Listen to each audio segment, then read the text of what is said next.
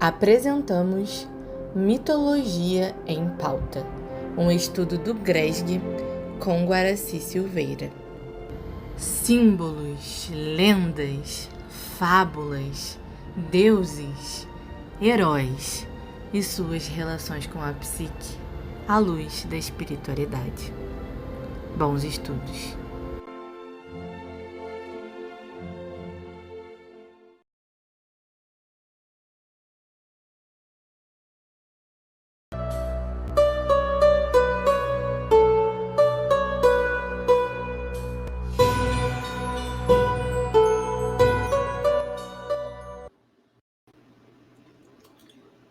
Olá, meus amigos. Olá, minhas amigas.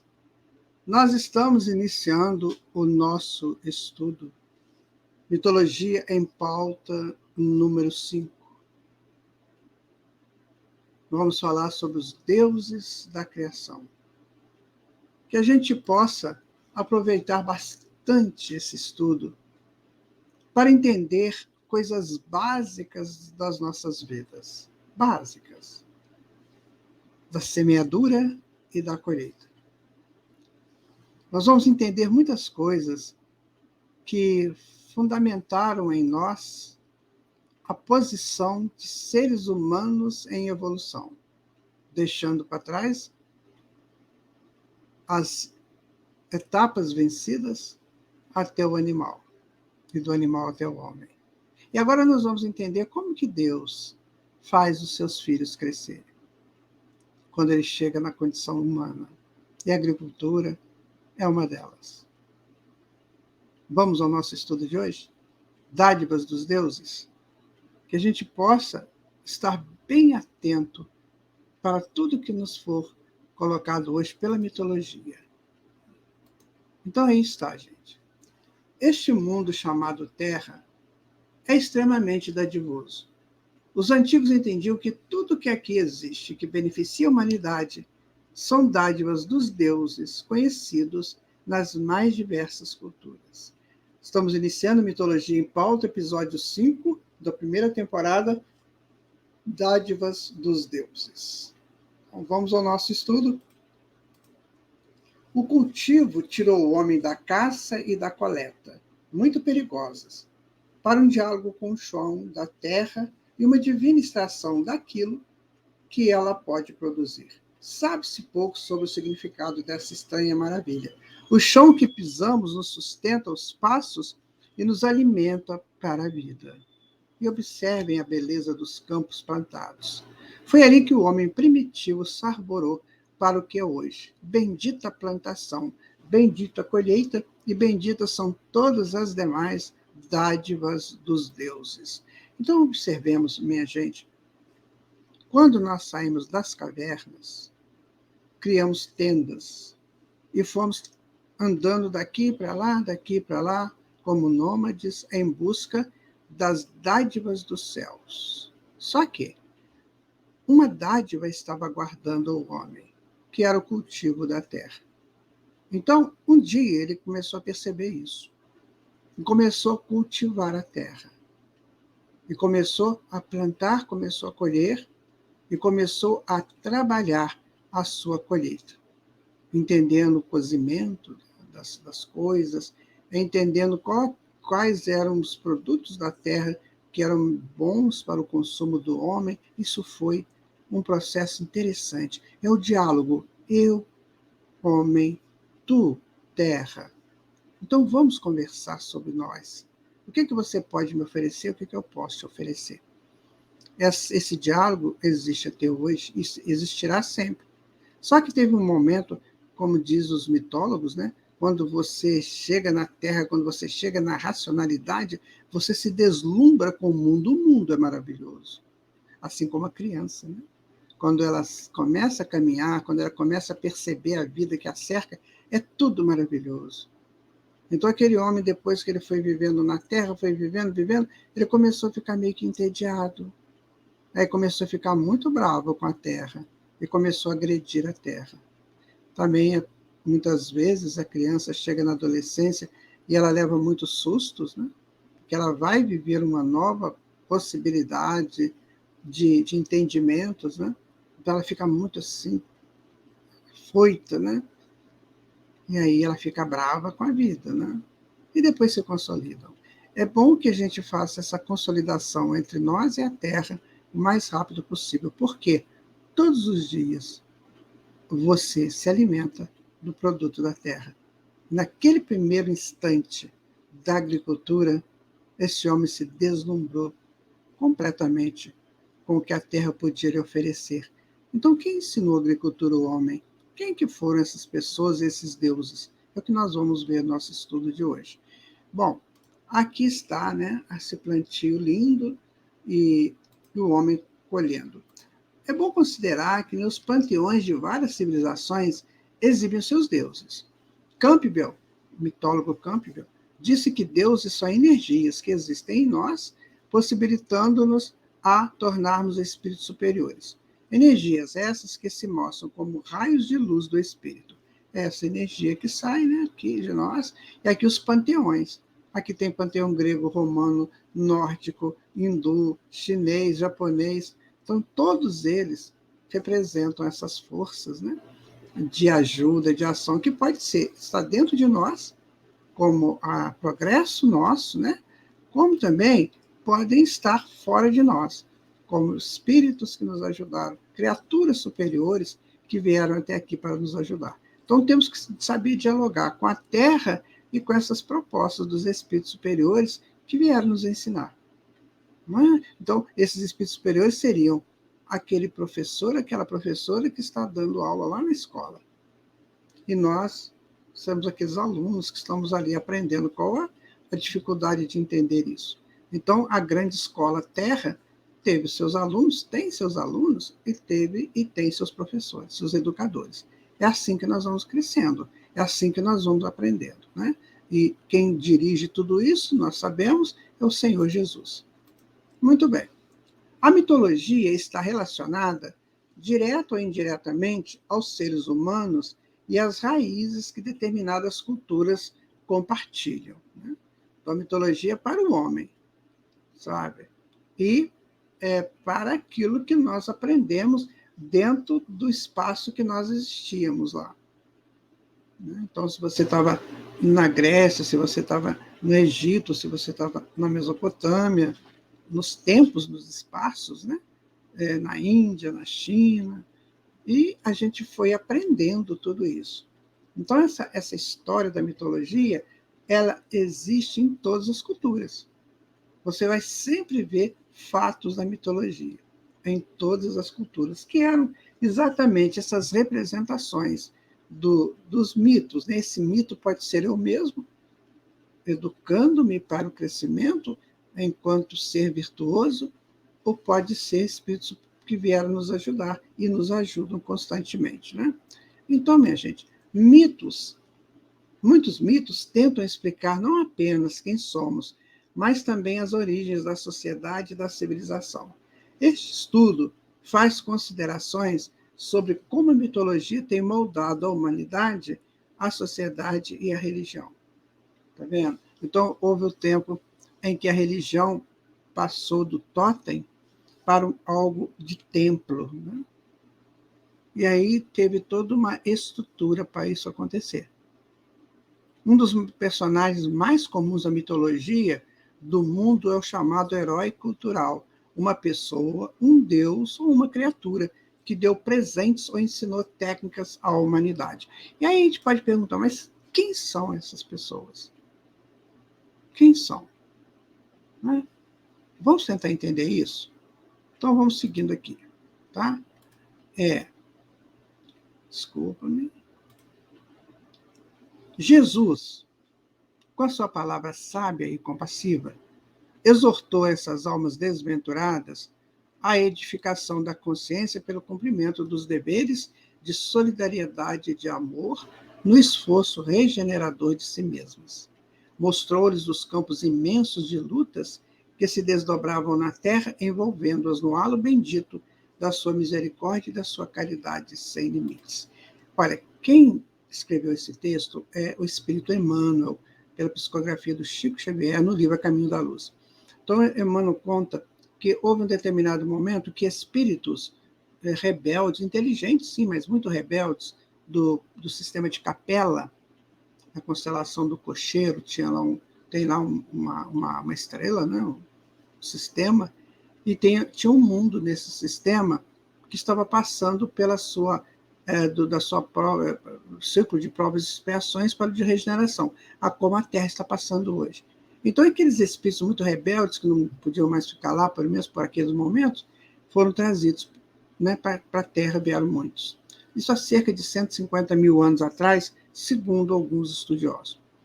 Ok, então eles chegam aqui e Jesus os recebe. Olha, eu vou precisar de vocês, que vocês sabem muita coisa, eu vou ensinar o nosso povo aqui que é primitivo. Enquanto isso, nós também vamos ajudar vocês a se recuperarem dos seus passados. Então foi feito um acordo, que é essa coisa linda que está aí, né? Que Jesus envolveu-os no halo bendito da sua misericórdia e da sua caridade sem limites. Filhos rebeldes, mas filhos de Deus. Então precisam ser educados. Nenhuma ovelha se perderá do imenso rebanho do Pai. Então vamos educar essas almas rebeldes, né?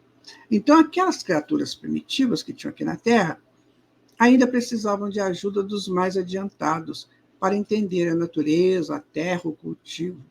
Então, espíritos exilados, como os de Capela, em sua grande parte, foram esses deuses ou heróis culturais que alavancavam naquelas almas infantes o entendimento do cultivo. Aqui, agora, eu preciso falar para você uma coisa. Pode ser que você não aceite isso. Você tem todo o direito de não aceitar, né? Mas é preciso entender que tudo no universo se solidariza. Então, se você tem, num determinado local, né, espíritos muito rebeldes, que não conseguem se adaptar à lei de Deus, então é preciso ajudar esses espíritos. Eles não serão eximados, né, mortos para sempre, não vai existir isso. Criatura de Deus não morre, né, porque Deus é imortal. Então, o que vai acontecer?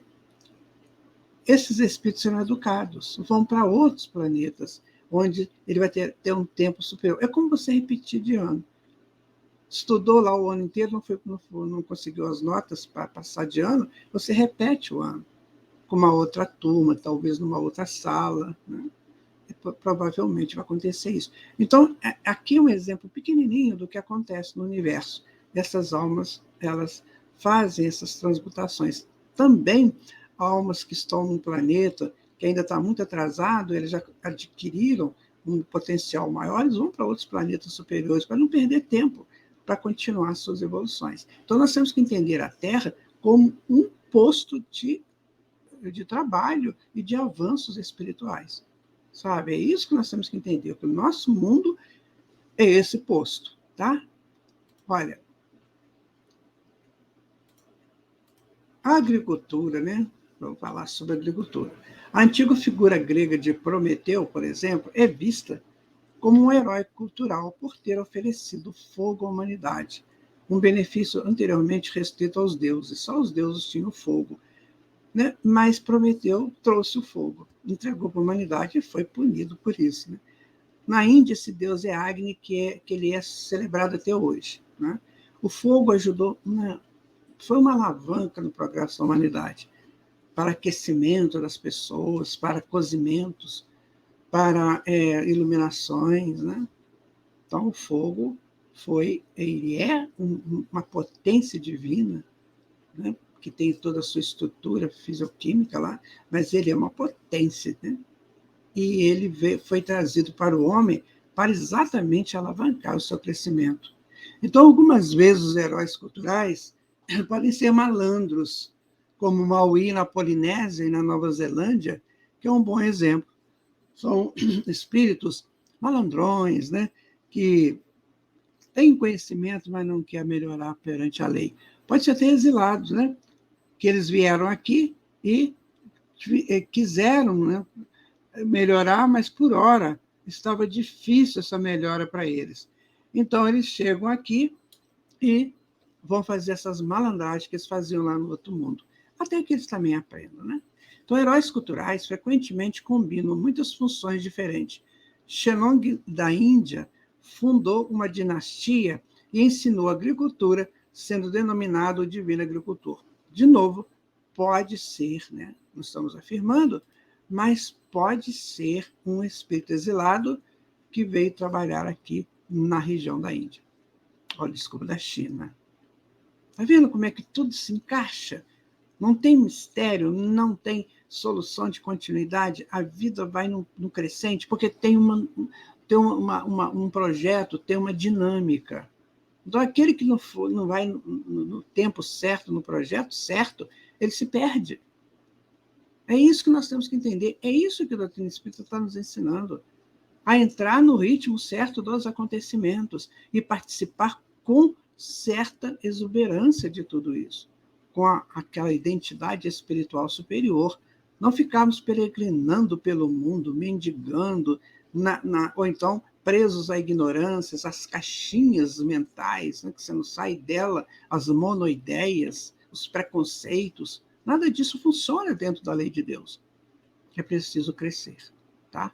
Então, a espiritualidade sempre nos deu pessoas para nos ajudar a esse crescimento. A lenda de Shennong revela a importância fundamental da agricultura para a civilização.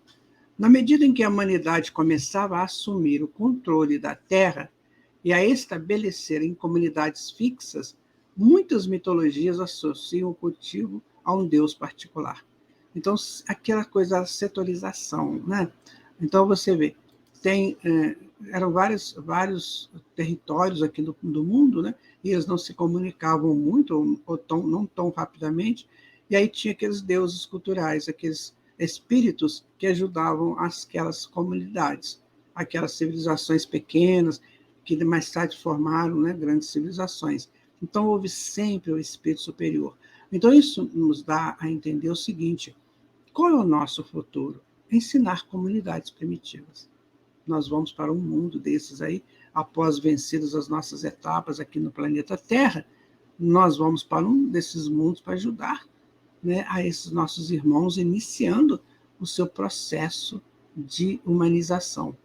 Olha, nós vamos aprender muito, seremos extremamente agradecidos a Deus por isso e glorificados por eles.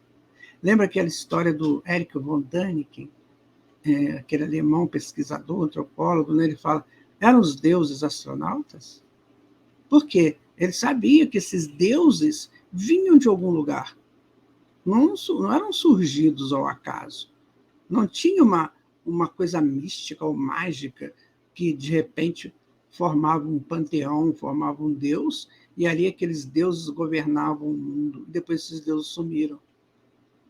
Não, os deuses são ou nós em processo de crescimento espiritual ou aqueles espíritos que vieram nos ajudar. Tá bem? E o Erich von Däniken, mais tarde ele escreve um outro livro, a história está escrita errada. Então ele vai comentar novamente com provas, né, com bastante documentos, que esses deuses da nossa mitologia, muitos deles eram espíritos que vinham até em aeronaves. O André Luiz fala muito isso, né? Aeronaves que transitam aí entre o mundo espiritual e o mundo físico. Só que eles vinham, essas aeronaves, eram espíritos muito primitivos, muito simples, então eles tinham essa capacidade de ver. Depois que a gente vai saindo dessa função mais do sagrado para o profano, a gente perde essas vidências espirituais. E para adquirir demora, né? A gente tem que fazer um trabalho muito grande. Bom, aqui verificamos claramente a ação dos exilados ou dos missionários que vinham ensinar o homem o trato com a terra. Recebiam o nome de deuses, porque excediam o conhecimento da época que a gente está falando, né? Então é importante observar como a mitologia está cheia de feitos dos espíritos que alavancaram o progresso da humanidade. No lúdico dos primitivos, aqueles espíritos eram seus deuses protetores.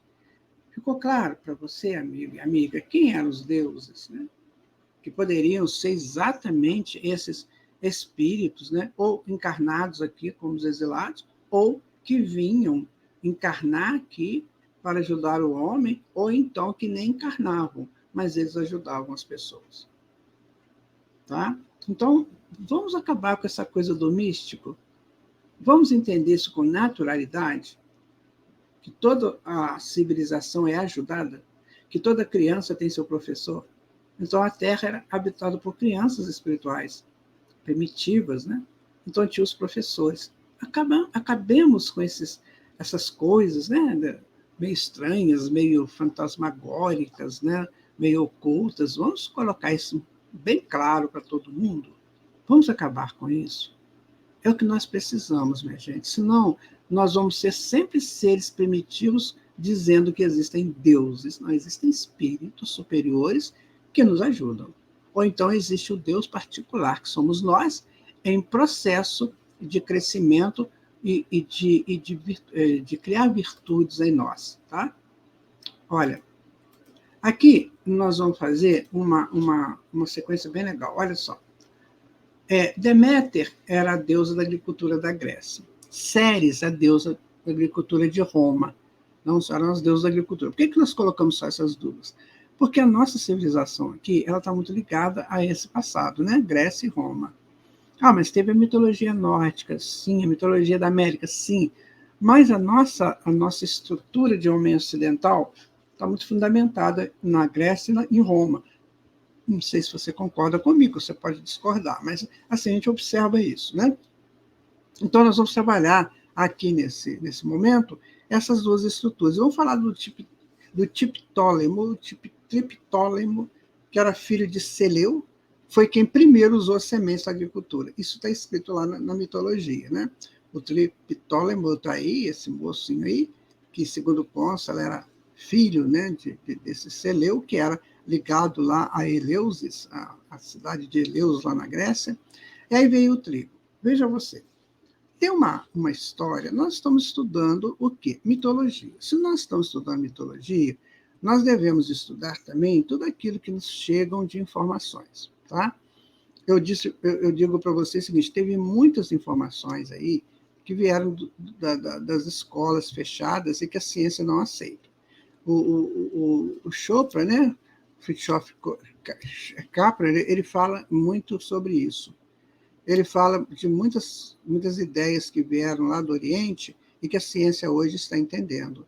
Só que a ciência coloca outro nome, mas já estava lá no passado. Então, tem muita coisa que nós vemos aí, que nós estamos sabendo que vem do passado, como informações de mediunidades, de rishis, de sufis, né? Que são esses sacerdotes que têm evidências, até dos próprios xamãs, né? Que têm lá as suas evidências extraordinárias.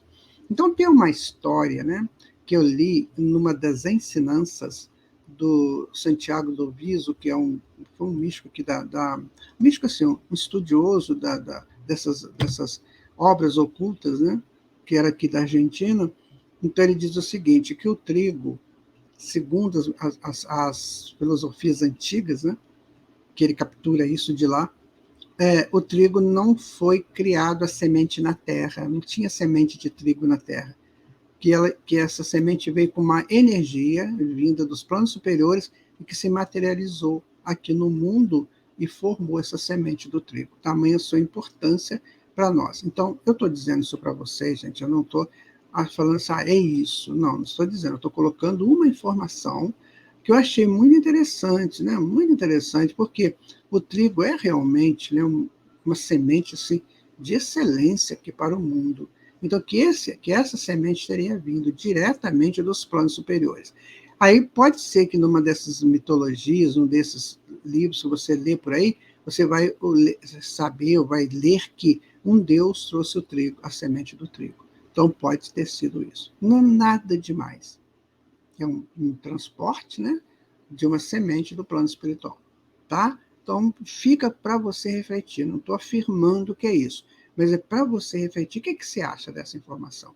Você concorda? Né? Bom, vira-coxa, diziam os maias, caminhando entre os humanos, disfarçado de mendigo, ensinava geometria, arquitetura e astronomia. Você vê aqui claramente, né, a ação de um espírito desse aí, um espírito superior, que estava aqui com os maias, aqui na América Central, né, trazendo as informações desses, da geometria, arquitetura e astronomia. É claramente, gente, isso aí né? É um espírito, pode ser encarnado, desencarnado, exilado, não sei, mas é um espírito que sabia. Então, ele vinha ensinar, vinha como mendigo. Ou seja, o mendigo, você pode fazer a metáfora de um espírito muito humilde, muito simples, né? Trazendo essas informações.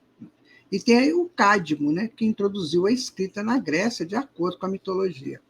Essa escrita é muito interessante, porque quando essa escrita é criada, ela é criada basicamente para fazer contas, né, de comércio e algumas histórias lá dos reinos antigos.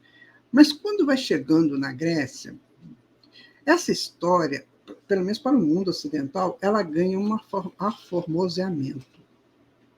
Então vem uma escrita, talvez esse espírito trouxe essa escrita, né, Cádmo, mas quando você chega em Hesíodo e Homero, que foram os grandes literatos, né, dos séculos iniciais da Grécia, 800, 900 a.C., então eles trazem toda uma poética para essa escrita. Você pode ver que esses livros, né, do Hesíodo e do Homero, são todos poesia. Então eles aformoseiam a escrita, que foi um momento mágico também do crescimento da humanidade, do crescimento cultural da humanidade.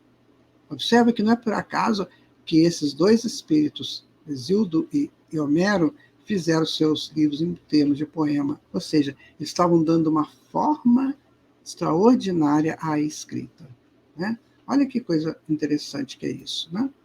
Bom, o papel do álcool na sociedade humana tem um significado especial em diversas mitologias. Dionísio deu a colheita, Dionísio, deus grego da colheita, da uva, festeja o consumo de vinho e sileno. Seu companheiro estava permanentemente bêbado. Isso aí é uma metáfora, gente. Porque é o seguinte, você tem a colheita da uva? Tem, mas você vai ficar bêbado? Você acha interessante ser um sileno, um bêbado?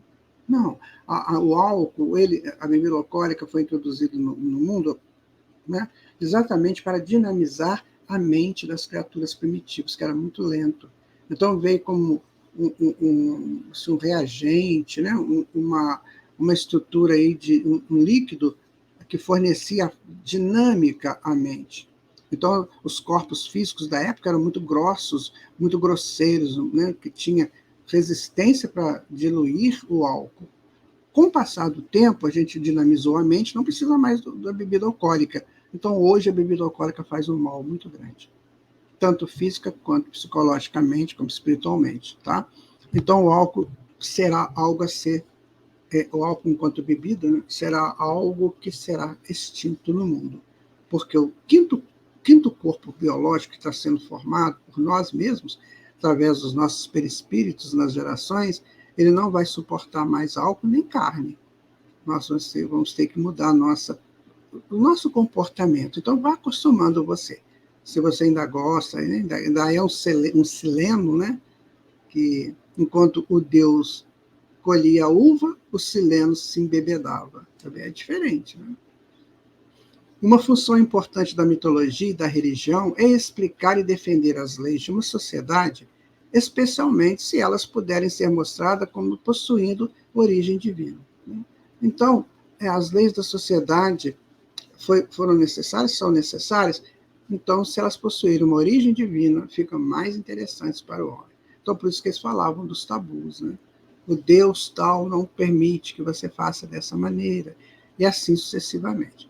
No caso de Moisés, né, que ele recebeu diretamente de Deus os 10 mandamentos, assim em toda a sociedade teocrática. É quando eles fazem esse link, né, entre a informação para a cultura, para as leis sociais, vindas de um Deus. Por isso que tem as sociedades teocráticas, onde que o sacerdote é também o dirigente, é o representante de Deus. Em certas civilizações, é o Senhor Deus encarnado ali, no faraó, no caso do Egito, né, em outras sociedades teocráticas. Ou seja, para indicar aquele homem do princípio que ele precisava cumprir rigorosamente essas leis que o equilibraria perante a vida, que dava para ele um sentido de harmonia nas suas realizações, tá? Então, pense muito nisso. Então, Moisés recebe esses 10 mandamentos, é um fenômeno mediúnico de escrita direta, onde o médium não escreve, vem direto do mundo espiritual. Allan Kardec estudou muito isso, fez experimentos científicos, né? Lacrando papel numa gaveta, papel em branco, e depois, quando voltavam lá, abria a gaveta, estava um texto escrito, algumas gravuras. Então, isso é um processo mediúnico, perfeitamente possível, né? Usando aí o ectoplasma, que é um fluido que materializa, que dá capacidade de materialização aos seres invisíveis. Então, às vezes, né, a humanidade, a espiritualidade, ela dava uma lei assim, sabe, para que a pessoa sentisse a força do divino e cumprisse aquela lei. Hoje, estamos muito distantes disso. Né? Pouca gente está buscando essa estrutura. E aqui tinha uma informação muito interessante dessas leis lá, que era o seguinte: olha, podemos examinar como os mitos têm retratado certas qualidades abstratas, como exemplo, amor e beleza, mas também o pecado da arrogância ou do orgulho excessivo aos olhos dos deuses. Então, a criatura presunçosa, ela pode virar Satã, que vai para o inferno. Isso estava lá na lei, que vinha da lei dos deuses, né? A lei teocrática. Então, uma criatura presunçosa vira Satã. Satã é inimigo, tá, gente? A etimologia da palavra Satanás é inimigo, não é um ser que existe. É um inimigo. Então, ele vai para o inferno. O inferno, o que é? Ele abaixa o nível de consciência dele. Então, ele fica nos níveis inferiores da consciência. Então, o que a gente chama de inferno, né? Inferno individual. Certo? Então, criatura presunçosa vira Satã, que vai para o inferno. Então, Deus demoliu as ambições da humanidade representadas pela Torre de Babel. O pessoal queria construir uma torre que chegasse aos céus, só que eles eram de culturas, línguas diferentes, se enrolaram ali nas suas conversas, ninguém entendia ninguém, e essa torre foi dissolvida. Ou seja, na mitologia, isso pode dizer o seguinte: não queira ser tão presunçoso de fazer escada material para o céu você vai espiritualmente. Ou seja, esse céu que a gente está falando, meu irmão, minha irmã, é o céu espiritual, são as colônias espirituais superiores, são os planetas superiores, tá? É isso que a gente tem que entender como céu. Certo? É muito bom estudar tudo isso, vocês não acham? Eu gosto demais de estudar essas informações, né? Na mitologia africana, Dogon, um grupo étnico nativo da região do Planalto Central do Mali, na África Ocidental, os gêmeos conhecidos como Nomo ensinaram a agricultura à humanidade. Claro, está bem claro que aí é um espírito, é uma representação de um espírito encarnado na Terra ou um espírito que vinha dar informações. Você vê, na África tinha esses espíritos ajudando. Então, fica mais interessante a história da humanidade quando você insere nessa história essas informações. Você não acha? Fica muito mais interessante, porque começa a dar sentido a tudo que existe. Começa a dar sentido. Então, a história ganha um sentido diferente. Você não está sentindo isso?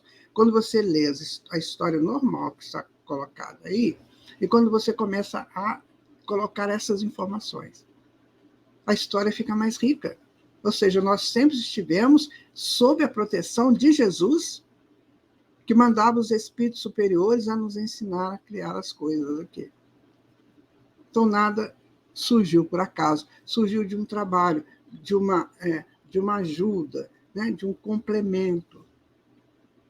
Em outros lugares, os deuses agrícolas refletem o tipo de cultivo local. Nas Américas existe uma grande variedade de deuses do milho. De novo, o trigo, a gente já falou sobre ele. Né?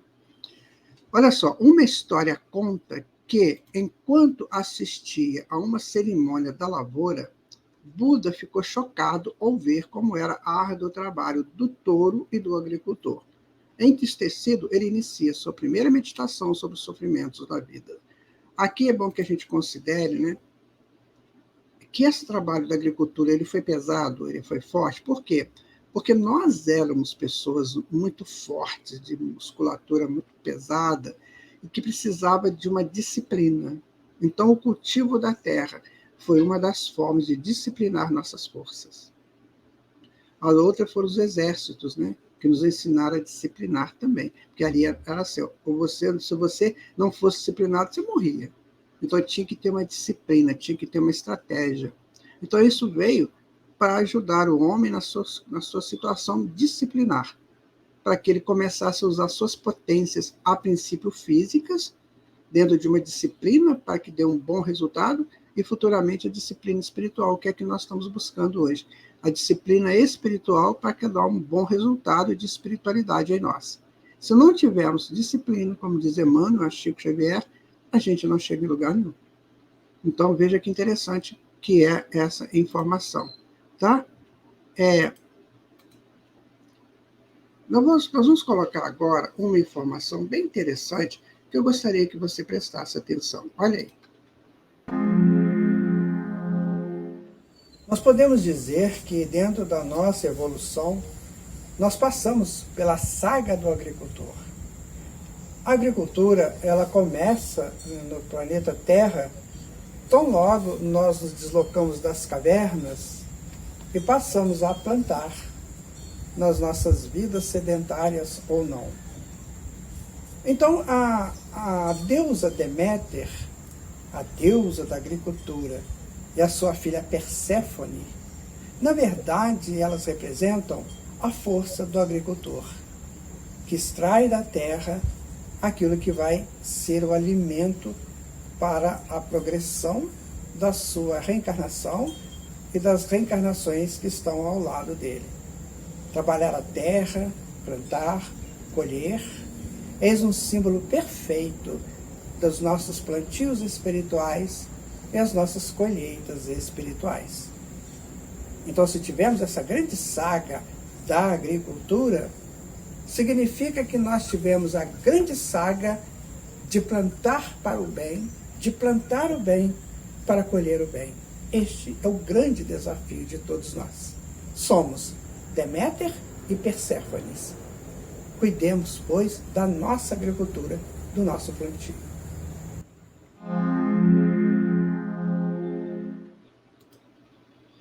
Então, minha gente, Perséfone era filha de Deméter, né? Como Proserpina é filha de Ceres, que representa a semente. Né? Então está aí, né, a informação que nós queremos deixar para você nesse momento aí. Você foi agricultor, né? Você plantou a terra, você colheu lá na terra mesmo, dialogando com a terra. E hoje você está buscando um outro plantio, que é o da tua intelectualidade, provavelmente isso, né? Provavelmente, porque não quer dizer que espíritos que estão ligados à agricultura não estejam aqui nos assistindo. Mas se você não estiver ligado à agricultura, estiver ligado a outras buscas, então você está também plantando suas sementes. Plante direitinho, dialogue com o local com que você planta a sua semente, principalmente com o seu local interno, que é o seu coração. Preste atenção sobre isso. Agora vamos falar um pouco de realeza, né? Muitos reis terrenos alegaram origem divina. No caso da mitologia chinesa, a fronteira entre a história e a lenda fica nublada, porque é muito antigo, né? A China é muito antiga. Então tem muita coisa lá que ainda eles acham que é fato, quando na verdade era uma história contada para o crescimento daquelas pessoas. Interessante que na cultura coreana, Dangun, filho do regente do céu, desceu do céu para trazer cultura para os homens, indicando presenças dos mestres da espiritualidade. Então, se você vai ver sempre essa questão dos mestres da espiritualidade ajudando os homens. No Egito, Osíris foi um deus e primeiro faraó. Na Mesopotâmia, cada cidade possuía seu próprio mito de fundação e primeiro governante. Por quê? A Mesopotâmia ela foi criada historicamente, né, falando, ela foi criada a partir de cidades-estados, não é isso? Porque eram assentamentos, né, das pessoas criaram cidades-estados. E ali cada cidade-estado tinha o seu Deus, né, tinha o seu aquele que ajudava. A gente vai entender que Istar, né, é a deusa, praticamente a deusa geral.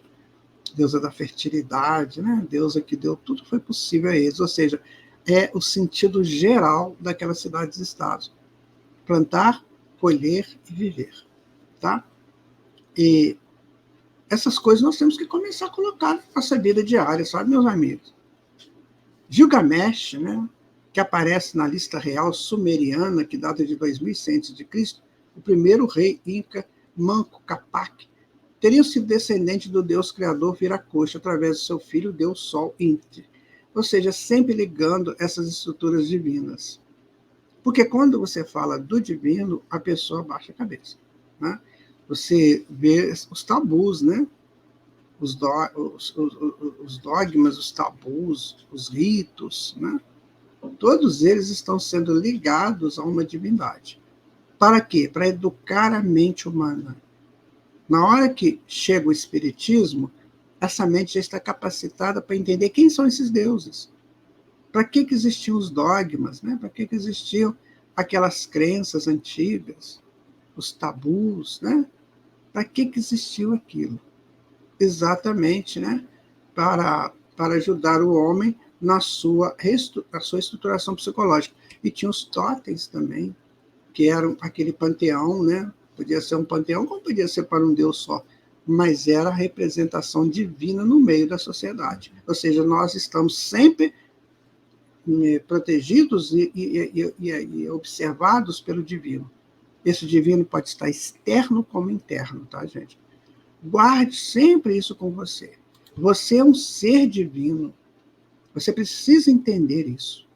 Você é um ser divino que te observa também, que às vezes te impede de fazer coisas erradas, quando você dá atenção para o seu ser divino. Tá? Leis de justiça. Né? Então, todas as mitologias têm algo a dizer sobre as origens da lei e dos códigos de conduta. No Antigo Testamento, temos o Deuteronômio e o Êxodo incorporando extensas listas de regras. Os 10 mandamentos representam os princípios fundamentais que definem o comportamento moral e religioso diretamente de Deus no cume do Sinai. Então, no caso dos judeus, preciso fazer uma consideração bem interessante. No caso dos judeus, que eles acreditavam num Deus único, então esse Deus era o Deus Supremo. Né? Esse Deus Supremo que criou e dirige tudo. Claro que também eles tiveram suas dificuldades para entender isso. Yahvé, por exemplo, é uma representação muito estranha de Deus, que é um ser vingativo, né? Que é um ser que ajuda exércitos a matar outros exércitos. Então, isso não é Deus. Deus está muito acima disso. Então, quando a representação é de um Deus único, é monoteísta, é o que nós vivemos hoje aqui no Espiritismo, então esse Deus ele é Pai de amor, de bondade infinitos.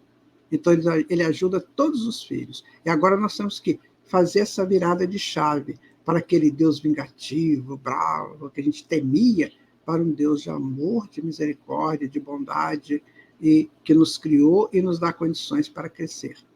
Isso nós temos que entender, sabe, minha gente? É isso que nós temos que buscar agora.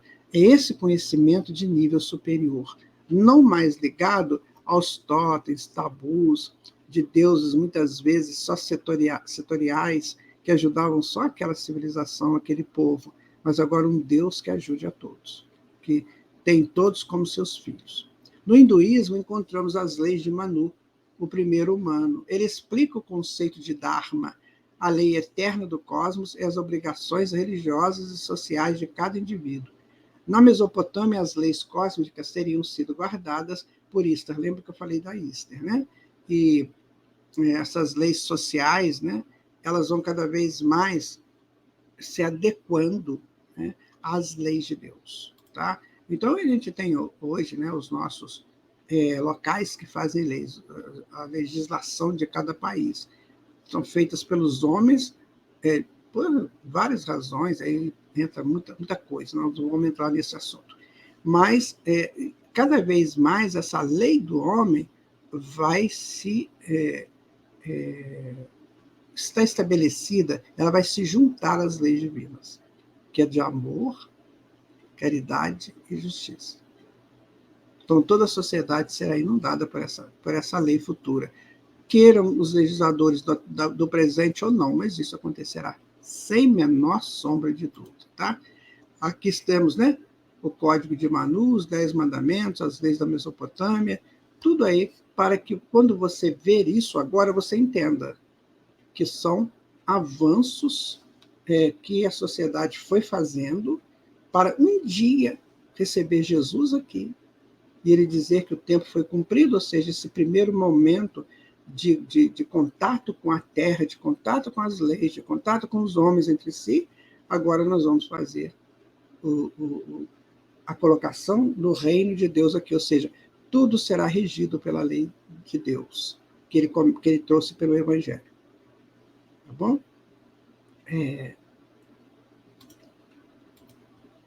Para antigas civilizações como Grécia, Egito, Mesopotâmia, a guerra era parte da vida cotidiana. Eles estão frequentemente em épicos mitológicos. A Guerra de Troia e a Guerra de Kurukshetra. A Guerra de Troia, que, segundo consta, né, foi a guerra dos gregos contra os troianos, porque a Helena foi sequestrada, foi levada, né, para a Troia, e ela era de Esparta, e gerou essa Guerra de Troia, que é uma guerra bastante mítica, né, que uns afirmam que existiu, outros afirmam que não existiu, e a Guerra de Kurukshetra, que está no Bhagavad Gita, né, que é um livro lá dos hindus, retirado do Mahabharata, que é um livro escrito por Vishnu, a história da Índia, e tem a Guerra de Kurukshetra, né, onde tem o Arjuna, né, e o Krishna, que dialogam durante a guerra. Muito interessante, porque ele diz mais ou menos assim: olha, homem, você precisa da guerra para você crescer, mas vai saindo da guerra gradativamente, vai se tornando um espírito livre dessas realizações perigosas, né, de uma guerra. Então, a vitória dependia da obtenção do apoio dos deuses da guerra. Acreditava-se que a deusa Istar da Mesopotâmia, a deusa da guerra, vestida de armadura, concebia o combate como um jogo.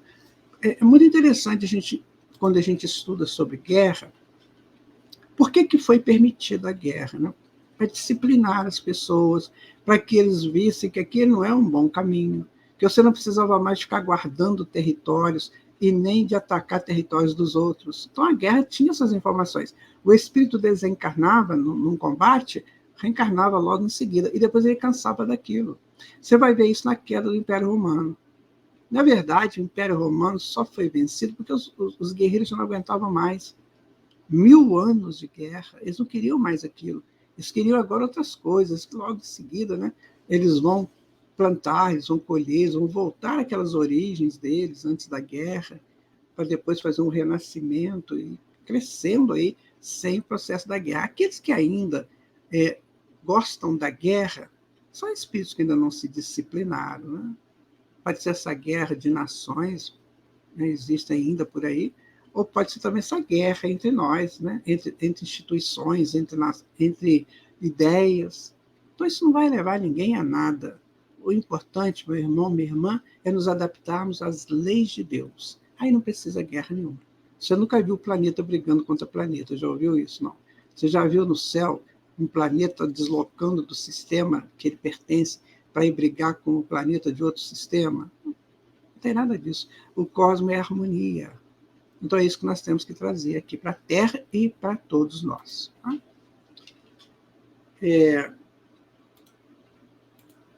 Aqui nós temos os guerreiros. Né? Os gregos contavam com 2 deuses da guerra principais. Ares, que era cruel, brutal, e Atena, especialista em tática e estratégia. Aqui, Ares representando a disciplina. Tá? Ele era cruel, então tinha que se disciplinar. E Atena era a estratégia, você aprender com aquilo que você está fazendo. Pode ser, não é só a guerra, sabe, gente? Não é só essa guerra de matar, de morrer, não. A gente tem que entender essas coisas. A gente tem que entender essas palavras e trazer para nós a metáfora resolvida delas, sabe? Então, eu vou guerrear com a minha família, eu vou guerrear com o meu patrão, com o meu empregado? Não. Eu vou disciplinar o relacionamento criando estratégias. Então, é aí. A Ares e Atenas podiam ser essa representação, porque esses deuses, eles tinham muitas representações, muitas. Até que a pessoa fundamentasse uma representação interessante e criasse uma virtude através dela. Então, hoje, nós podemos criar a virtude da disciplina, né? e do não avanço ao território alheio, ao que é do outro, ao que não me pertence.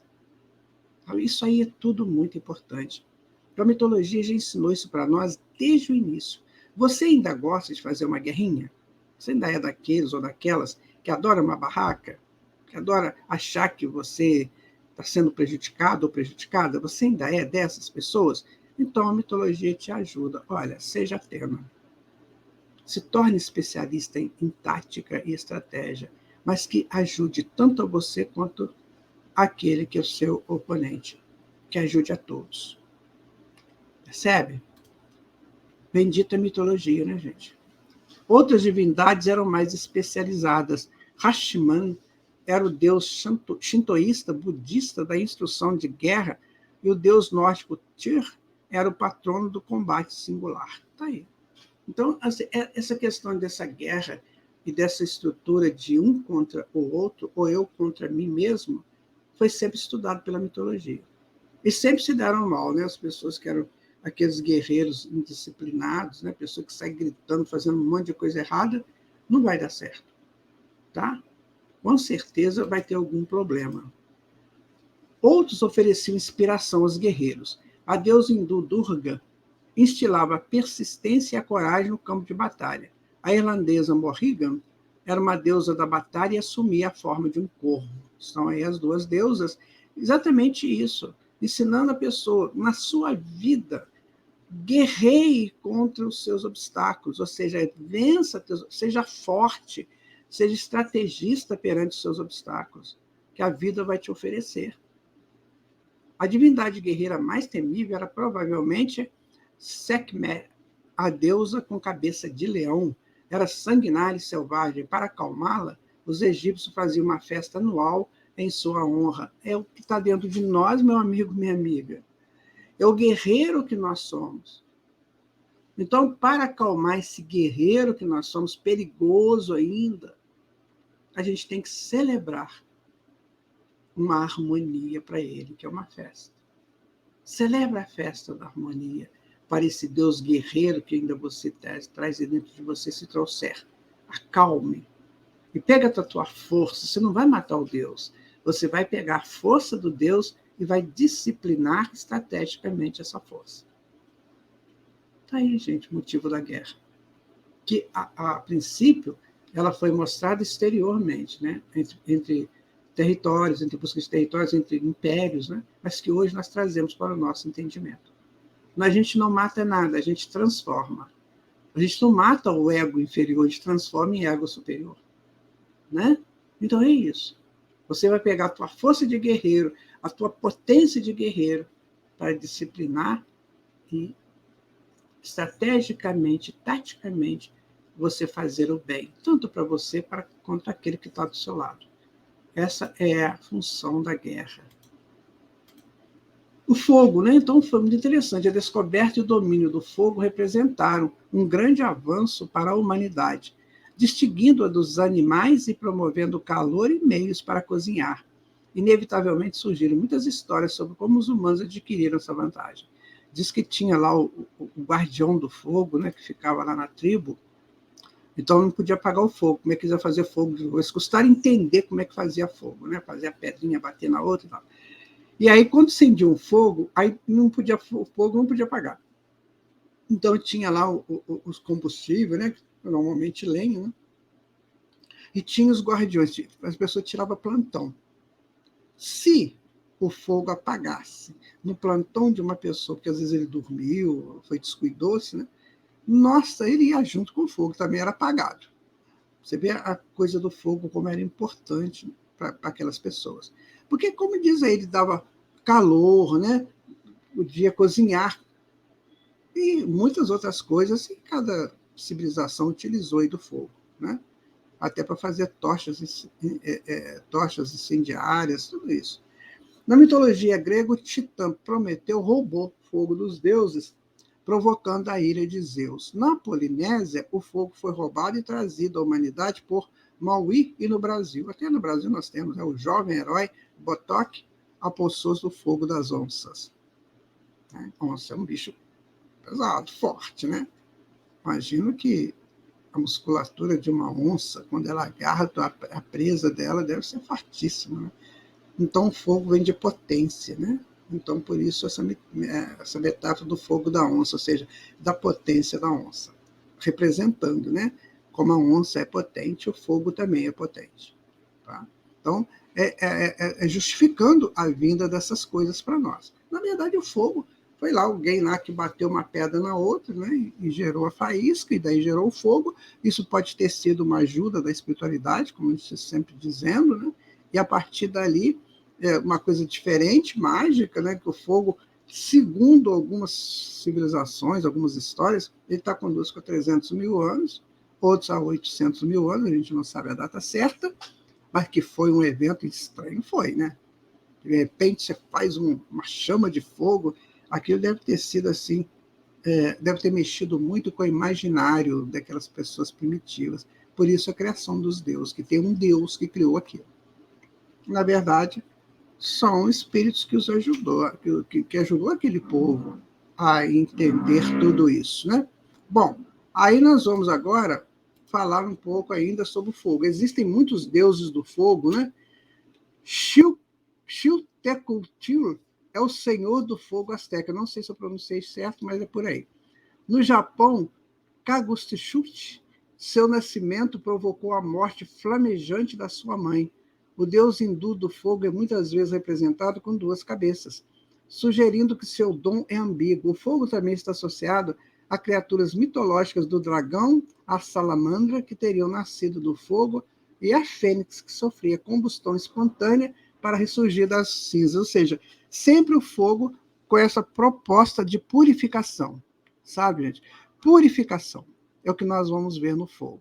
Sempre essa proposta de renovação, de purificação. Tanto assim que na Bíblia estava, né? Que João Batista fala que ele batizava com água, mas viria aquele que batizaria com fogo. Esse é o fogo da renovação que Jesus trouxe para a humanidade, tá? Então, Agni é o deus hindu do fogo. Para a mitologia hindu, o hinduísmo, essa divindade, está presente no coração de todos os seres humanos, representando a chama da vida.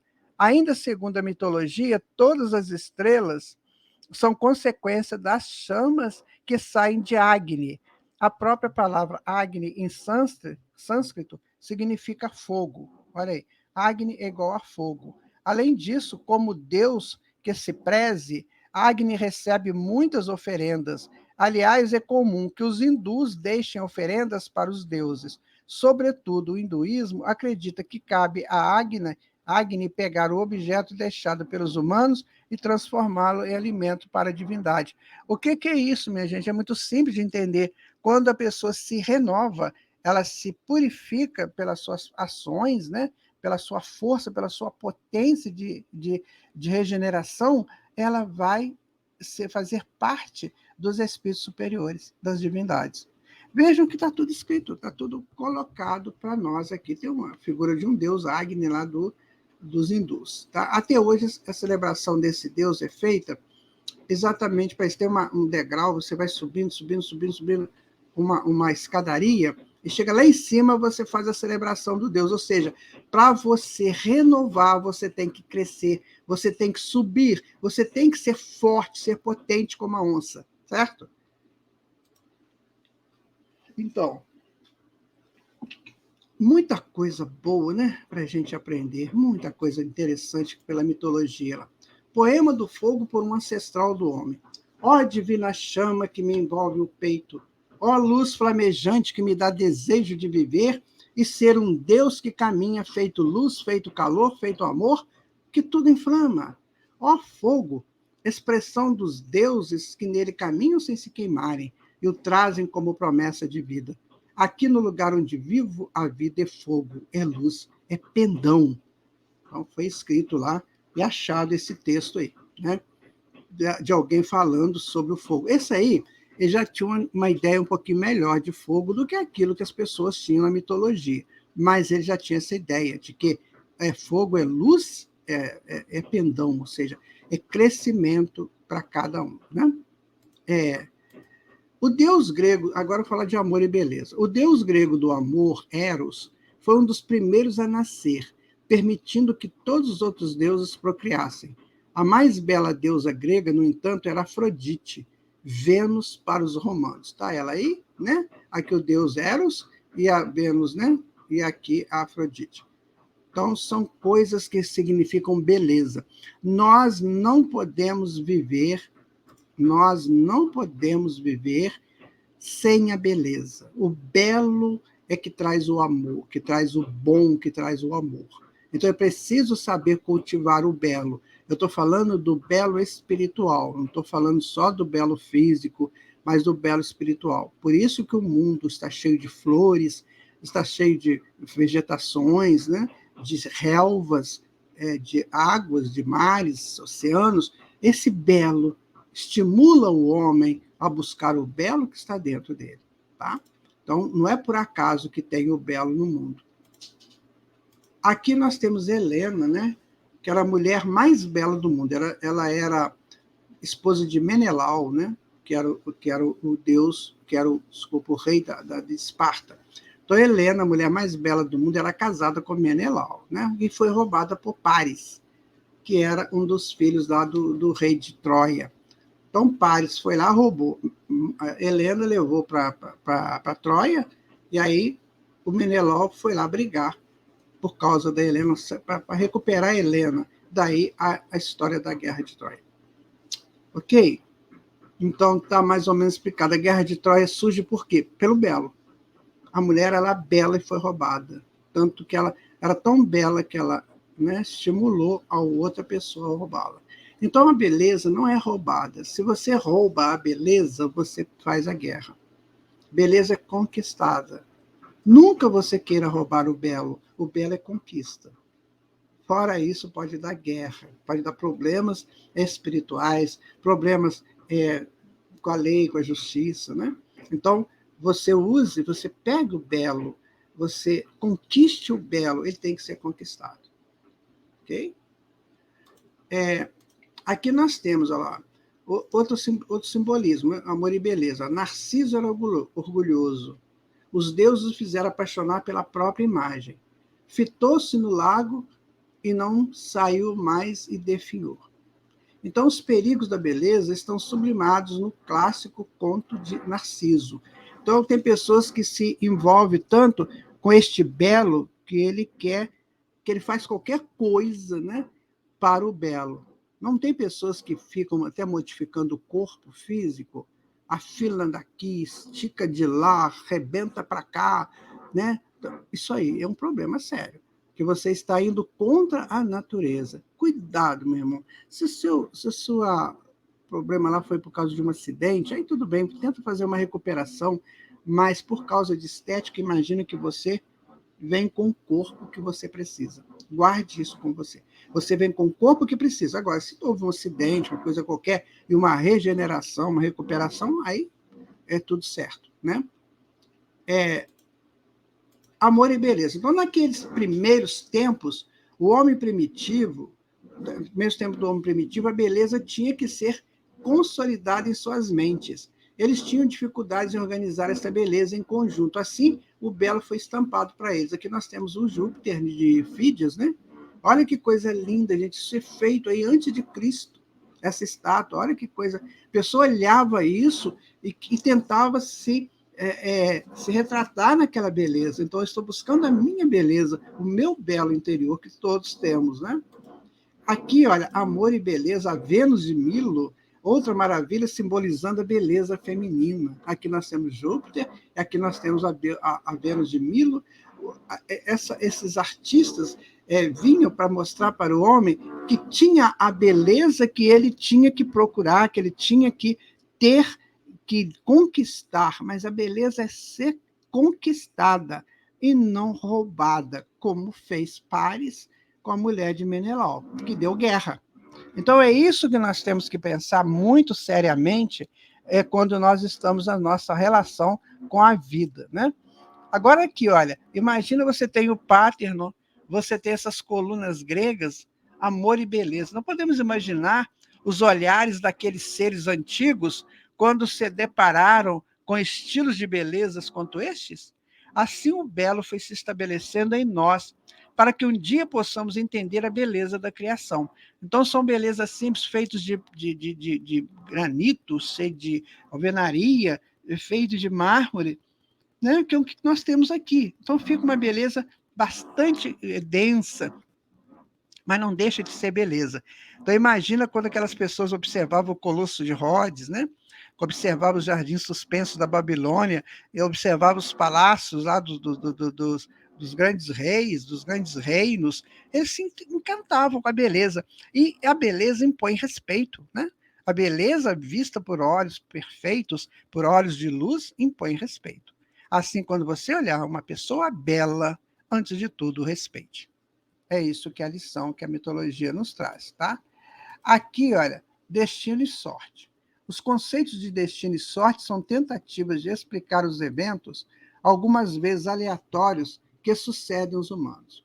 Nos mitos, eles ocupam um papel importante. Às vezes, um herói se vê obrigado a lutar contra uma maldição ou profecia. A história de Édipo, um ótimo exemplo, apesar do cuidado extraordinário que tomou, ele acabou matando o pai e se casando com a mãe. Sófocles escreveu essa tragédia, segundo a qual havia uma profecia que dizia que Édipo mataria o próprio pai e se casaria com a própria mãe, que é Jocasta, vocês sabem disso, né? O sentido desta peça está centrado no fato de aquilo que tiver que acontecer, acontecerá, independente de tudo, a menos que consigamos mudar o seu curso. Aqui, Emmanuel, ele fala uma coisa bem interessante, que é o seguinte: toda profecia é escrita para não dar certo. Vocês sabiam disso? Porque você é alertado, ó, pode acontecer isso, então se previna para que não aconteça. E às vezes a gente não previne. Você tem noção que uma coisa vai dar errado, mas você vai mesmo assim. Então, essa história de Édipo é muito ligado a isso, tá? Continuando, né?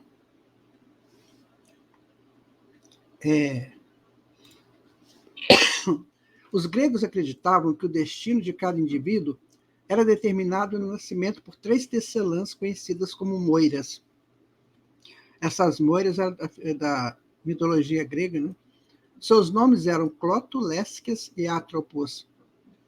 A sua equivalência nórdica eram as Nornas, 3 mulheres que visitavam crianças recém-nascidas para decidir que tipo de vida ela teria. Isso aí era uma tentativa das pessoas mostrarem, da mitologia mostrar ao homem, que quando a gente vai reencarnar, nós temos uma proposta reencarnatória, tá? Todos nós temos uma proposta reencarnatória. Então, a gente deve seguir assim, os andamentos da vida para entender qual é a proposta reencarnatória nossa. Às vezes, no primeiro momento, era uma proposta, no segundo momento, é outra proposta, no terceiro, outra proposta, e que vai dar uma síntese da proposta geral da reencarnação. E muitos de nós desviamos dessas propostas, sabe? Então, dizia que tinha as deusas moiras, que eram deusas da justiça. Se você não cumprisse, que você teria problemas com elas, né? Ou seja, cumpra teu rito, analise a tua vida, estrutura-se nela, veja o que ela está te oferecendo. Não queira brigar com a vida, porque ela está dando para a gente aquilo que nós mais necessitamos neste presente momento. Tá? Aqui nós temos, né, alguma coisa de búzios, né? Que é para tirar sorte. Falar, vou tirar sorte, ou seja, vamos tentar ver o que está estabelecido para você nesse momento ou na sua vida. Então, aí tem toda uma referência meio que mágica, né? A colocação dos búzios, e aí as pessoas que fazem essa leitura conseguem decifrar, né, mais ou menos o que está para acontecer. Pode ser uma coisa assim errada, pode ser um negócio de ganhar dinheiro, mas também pode ser coisa certa, que pode ter médiuns aí trabalhando nisso aí, tá? Então, não importa se a pessoa vai buscar um encaminhamento na vida com um conselheiro, com um psicólogo, com um psiquiatra ou com desses que lê a sorte, dependendo da pessoa. É que se analisar bastante, né? O como essa pessoa vive, quais são os seus fundamentos para evitar qualquer estrutura errada, qualquer informação errada. Mas, acima de tudo, você busque no seu mentor espiritual as respostas que você precisa. Você é médium, todo mundo é médium, e você pode buscar essas respostas com a própria espiritualidade, tá? Preste atenção nisso aí, ok? Aqui, olha, as propriedades calmantes da música são bem conhecidas na mitologia. Estou falando de música agora. Então, Hermes, o deus da fertilidade grega, põe Cérbero, criatura monstruosa de muitas cabeças, para dormir através da música. Ou seja, eu acalmo o problema, a situação complicada, eu posso acalmar com a música. Por quê? Porque ela gera frequências, que são frequências calmantes, né? Que me traz uma forma de elevar a minha consciência para as ondas calmantes. Não tem nada de mistério. Hoje, quem estuda música sabe disso, né? Que tem as frequências, então você traz, você está muito agitado, meu amigo, minha amiga, vai lá no seu quarto, na sua sala, e coloca lá uma música para você estudar, para você ler, para você refletir. Cuidado com essas músicas de muito batidão, porque isso atrapalha, sabe? Elas mexem muito com as frequências desorganizadas.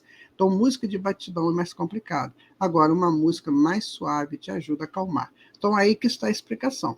Então, que tipo de música você curte? Analisa se realmente vale a pena para você no seu atual momento. Será que vale a pena? Será que é isso mesmo que você gostaria de ter? É isso que você faz por você ou porque está na moda? Tá? Essas coisas nós temos que analisar mais profundamente. Né? O sátiro Márcias desafiou o deus Apolo para uma competição musical e foi esfolado vivo por sua presunção. Né? Conta-se que o rei Midas foi testemunha de outro concurso musical entre Apolo e Pan, deus rústico das pastagens e florestas selvagens. Ele havia criado suas primeiras flautas de bambu, mas, imprudentemente, Midas preferiu o desempenho de Pan. Sua recompensa foi um par de orelhas de asno, ou seja, de burro, porque Apolo é considerado o deus, também o deus da música. Tá? Preciso ver isso na mitologia grega. Apolo também é o deus da medicina, é o deus da música. Ou seja, tanto a medicina quanto a música, o que elas fazem? Elas organizam as nossas frequências. Tá bem? Olha que coisa interessante que nós estamos tirando aqui das conclusões desse estudo, né, sobre deuses. Olha aí. As propriedades calmantes da música são bem conhecidas na mitologia, minha gente. Preste atenção nisso para que você possa entender melhor, né? Entender melhor o que está acontecendo. Vamos lá. Segundo o mito chinês, o alaúde foi inventado pelo lendário imperador Dico, que, quando tocado, fazia até mesmo os fazões e as fênixes dançarem. No mito grego, o inventor da lira foi o menino Hermes, embora ninguém tocasse melhor o instrumento que Apolo. O rei Davi também foi um arpista talentoso e teria composto salmos. As harpas aparecem frequentemente nas mitologias nórdicas e celta. O épico alemão Canção dos Nibelungos conta que o rei Gunther, quando jogado em um ninho de cobras com as mãos atadas, continuou a tocar o instrumento com os pés. Ou seja, você acalma qualquer situação, qualquer serpente, qualquer coisa perigosa, qualquer coisa agressiva, a música ajuda a acalmar. Então, quando você souber aí que vai ter um concerto de uma orquestra tocando esses grandes épicos, vá lá assistir. Vê como é que você se sente naquele momento. Eu vivi isso várias vezes. É realmente extraordinário e a gente precisa desses momentos, sabe, meus irmãos? Nós precisamos desses momentos calmantes, revitalizantes, para a gente ser aquele grande Deus que vence todas as tormentas, tá? Então, os deuses têm sempre os seus artifícios, as suas artimanhas para vencer. Nós precisamos conhecer isso. Senão a gente fica jogado aí no mundo de qualquer maneira. E não é assim. Deus não quer isso de nós, tá?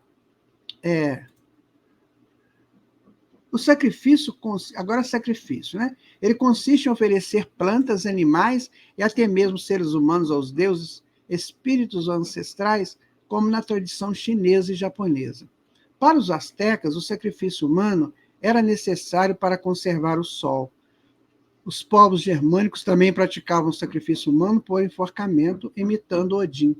A disputa entre Caim e Abel começou quando a oferenda de grãos de Caim foi rejeitada por Deus, enquanto o sacrifício de animais foi aceito. Então havia limites para as exigências dos deuses. Abraão ia imolar Isaac, mas acabou imolando um carneiro. Licaonte sacrificou uma criança e Zeus transformou em lobo. Eu quero contar para vocês aqui que esses sacrifícios estão muito ligados, né, à mitologia, quando ela fala de animais. A mitologia entra lá no mundo dos animais. Então, os animais, eles se sacrificavam para a vida continuar. Então, a vida sustenta a vida. Então, era preciso que o animal fosse sacrificado pelo seu predador para que o predador continuasse a viver, porque ele, presa, também já tinha sacrificado muitas prendas, né? Muitas que ele pegou lá no passado. Então, segundo a mitologia, tem essa sequência na vida dos animais. Eles se sacrificam uns para que o outro prossiga na sua vida. Tá? É uma coisa a ser estudado, a ser refletido, mas é bem interessante. Eu gosto muito dessa ideia, né? A estupidez, né, minha gente? As tentativas da humanidade em superar os deuses sempre acabaram em desastres. Eles tinham superpoderes e os humanos ainda não tinham. Né? Então, eis a Torre de Babel, uma torre construída para alcançar o céu. Deus, furioso com a arrogância dos seus construtores, confundiu-lhes as línguas e os trabalhadores, incapazes de se comunicar uns com os outros, abandonaram então o projeto. Dédalo foi criador do labirinto do Minotauro. O rei Mimas não o deixava sair de Creta. Por isso, Dédalo confeccionou asas de cera e pernas para ele e seu filho Ícaro. Este ignorou os avisos do pai para não se aproximar muito do sol. Suas asas derreteram e ele caiu para a morte. Então, veja bem, a estupidez é que faz com que a gente, muitas vezes, perde aquilo que seria um grande projeto. Lembra quando nós estávamos falando sobre os projetos de vida? Aqueles projetos que chegam, que a gente traz quando vai reencarnar?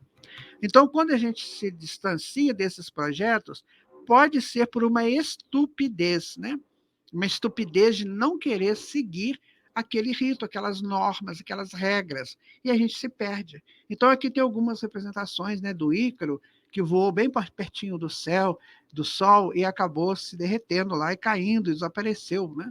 A Torre de Babel também, sabe? Então, tudo isso a gente tem que analisar, porque a mitologia ensinou para a gente desde o início. Não seja estúpido, não busque aquilo que não é para o teu bem, só aquilo que faz parte dos seus avanços, tá? A punição vinha, né? Então, para os gregos, o Tártaro era uma região de mundo inferior, reservada à punição. Hoje a gente chama de umbral, né? Tântalo é mantido em estado permanente de fome e sede. A visão cristã do inferno compartilha muitas características com o Tártaro. Tem aqui um ambiente bem estranho, né? bem soturno, né? Loki era um deus nórdico trapaceiro. Ele encomendou objetos mágicos, incluindo lança de Odin, mas o anão Bruk fabricou o martelo de Thor, que reivindicou a cabeça de Loki. Ele disse que Brock poderia ter sua cabeça, mas não seu pescoço. Brock decidiu costurar os lábios do ardiloso deus com um cordão de ouro, ou seja, é a punição. Você fez coisa errada, você agrediu aquilo que não era para ser, né, da sua alçada, não era para você, você tirou a alegria de alguém, você puniu alguém com uma lei, alguma coisa assim, você será punido. Né? Então, aqui tem, né, os Loki, os ferreiros, né, que fazem, então, o martelo de Thor. Tá bom? O martelo de Thor é bem famoso na mitologia nórdica, que a gente vai estudar mais à frente. Bom, aqui nós temos, então, o poema do estudo, que foi trazido pela espiritualidade. O plantio de cada um. Eu planto, tu plantas, e cada qual vai colhendo aquilo que semeou. Deméter é você, sou eu, somos nós, que saindo de nós busca a inspiração e planta a boa semente. A mediunidade é boa semente, que semeada na terra boa, longe de pedras, espinhos ou aridez, a mediunidade nos encaminha para as luzes da razão dilatada, bem distante de hoje. Fora as raízes ruins, a mediunidade vai fermentando a sublime igualdade da paz e da redenção, que impulsiona o homem na sua evolução e faz do homem irmão da lua, que sabe iluminar caminhos. Quando se vê a natureza, vê-se a essência divina, que se mostra ao homem comum, como uma grande oficina. A natureza conduz o homem aos páramos da perfeição. O homem comum de ontem deve ceder lugar ao futuro, ao que se aproxima. Então, seja você o semeador do novo tempo, o tempo do Senhor que chegará e mudará tudo o que se vê. Eis, cristão, a divisão, eis o joio, eis o trigo, eis a colheita, a drenação, o cubículo e a expansão. Eis você, médium de agora, na grande encruzilhada da própria evolução. Então, minha gente, o que falar sobre mediunidade? Quanta coisa já foi dita, né? Mediunidade pode ser um caminho, o que nos leva a uma finalidade precípua de expandirmos a nossa psique. Então, estamos caminhando nesse projeto evolutivo e expandindo nossa mediunidade. Um dia, seremos senhores dela. E ela não vai mais nos perturbar, sabe, com aquelas visões dantescas, aquelas casas mal assombradas, aqueles espíritos obsessores que querem nos pegar. Não, sabe por quê? Porque todos eles estarão também envolvidos no seu progresso espiritual. Então a mediunidade é isso. É preciso que a gente entenda que seja assim. Quando Deus estabeleceu a mediunidade como uma lei natural, Ele disse para os seus filhos: caminhem nela. É uma estrada extraordinária que vocês podem crescer, evoluir, se comunicar com todos os cantos do universo, aliás, com todos os cantos da criação, porque a luz caminha 300 mil quilômetros por segundo, o pensamento 8.100.000 quilômetros por segundo. Você já imaginou como é que será esse contato? Pense nisso, cuide da sua mediunidade.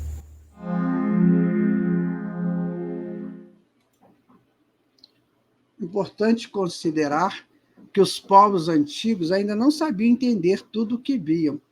A mitologia serviu-lhes de guia e, à medida que iam amadurecendo psiquicamente, os mitos foram se modificando. A questão dos sacrifícios vem de longe. Segundo a lenda, a terra deve receber o sangue para que produza mais. E o que doava o seu sangue era o grande herói do grupo. Aí está a explicação, né, também dessa questão do sangue. Então, o sangue derramado na terra fazia a terra produzir mais. O sangue dos animais derramado na terra fazia a vida perpetuar. Então, tem um fundamento meio aí que a gente pode analisar, tá bom? Então, no nosso resumão de hoje, nós podemos dizer o seguinte, olha, a agricultura aliada à arte que está aliada à beleza. Era preciso estar saudável para vivenciar tudo que o mundo oferecia. Não valia malandragem e estupidez, porque logo vinha a punição, e o fogo foi o elemento sagrado que fez o homem entender sua grandiosidade perante a criação. O fogo é poderoso assim como ele, o homem. Eis, amigo, o resumão de hoje, né? No próximo estudo, nós vamos falar sobre o reino animal, que é o episódio 6. Já fizemos esses 5 aqui, o que é a mitologia, mitos da criação, a criação da terra, o gênero humano e esse dádivas dos deuses. Se você ainda não viu os anteriores, estão aí no YouTube à sua disposição, tá? E no próximo episódio nosso, 6, vamos falar sobre o reino animal. Então, eu agradeço muito a você por ter estado aqui conosco, né, nesse estudo, e peço a Deus que nos mantenhamos unidos, aprendendo cada vez mais. Deixo aqui em aberto. Você pode participar conosco. Nos ajude, tá? Muita paz, muito obrigado. Até o nosso próximo momento juntos, aqui no Mitologia em Pauta.